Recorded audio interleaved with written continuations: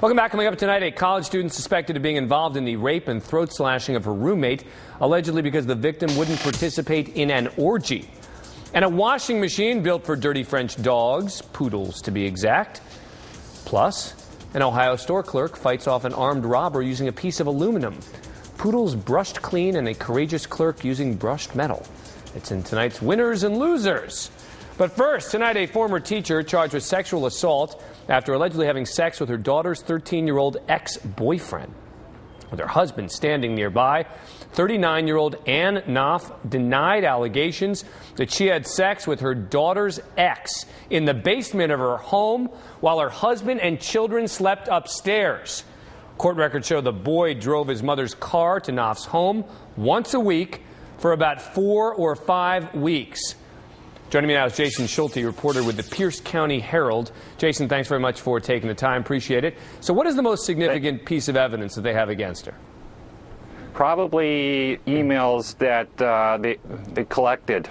It shows on how much that she said he loved him, how much she wanted to be with him, and that the feelings, the feelings that she really couldn't control, and that she had for him. Why do they think that she had sex with this 13-year-old while her daughter and her husband were upstairs in the house?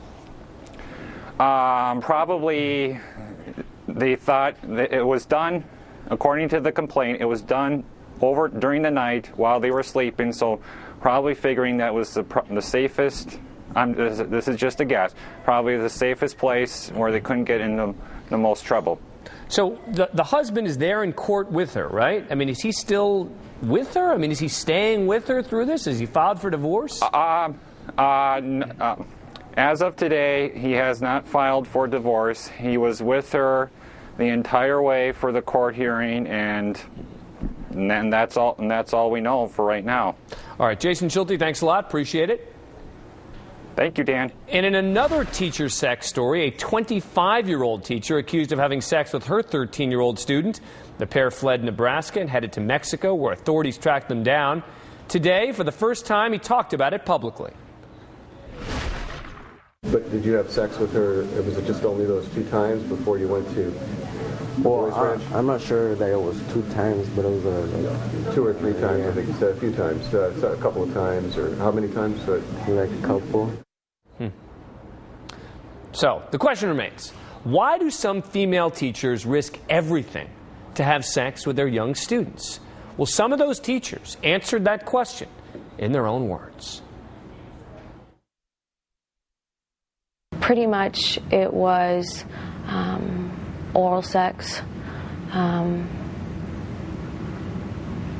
Yeah, he wanted it. And yeah, I gave it to him. Because at that point in time, I was already in the mode of wanting to please him. After sex with this student, did you say, in the eyes of the law, I just committed rape? No. I don't think no, I didn't say that. You and this student have open conversations about the fact that you two might be getting into very dangerous territory? You know, there was very little conversation, to be honest with you. You know, looking back, he was 14. You know, what is there really to say to a 23-year-old? What'd you have in common? Nothing.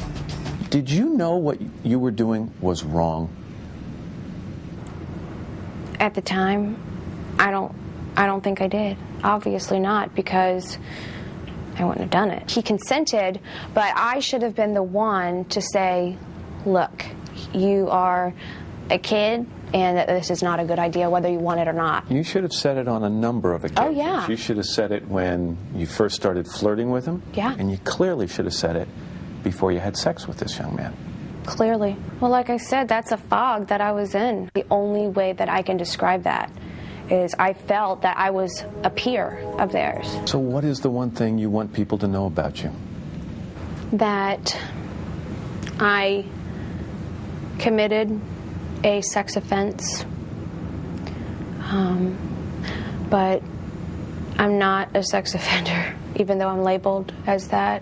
I made a really, really, really bad choice. You don't see yourself as a predator. It's hard. It is so hard because I lived 23 of my years of my life, you know, knowing who I was. I was a kind-hearted person who loved children, who would never, you know, do anything to break the law. I was a good person, and then now everything has just changed. So it's just really hard for me to accept that.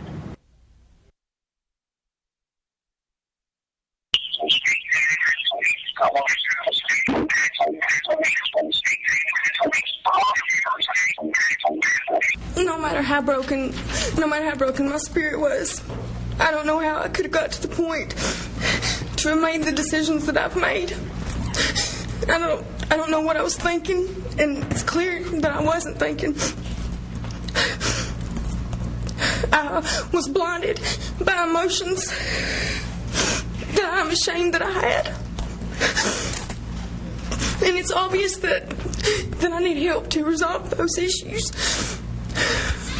I'm so sorry to all the people that I have affected and hurt. I have embarrassed and devastated my family. And I have embarrassed my friends. And I have humiliated myself.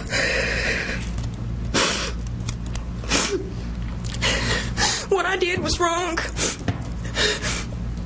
And I'm deeply in regret of everything. I'm sorry to everyone. I'm sorry to the victim's family. They're here today.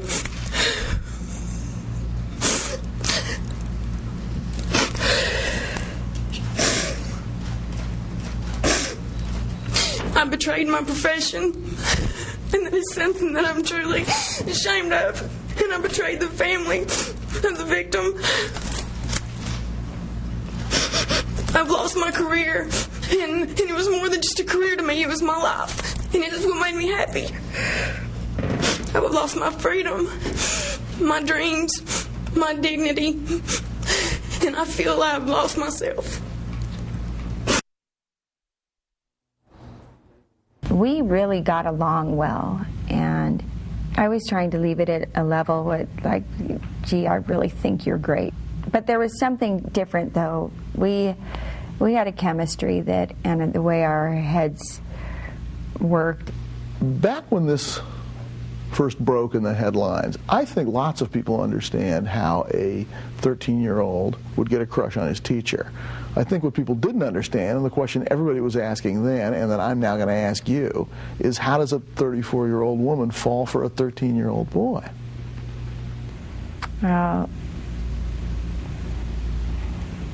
He's quite the man, and was back then, actually. It was very clear that we wanted to be together, and it was serious. What were you worried about? His mother getting angry. That's it? Mm-hmm. You weren't thinking to yourself, I could be fired, I could go to jail? Oh, no.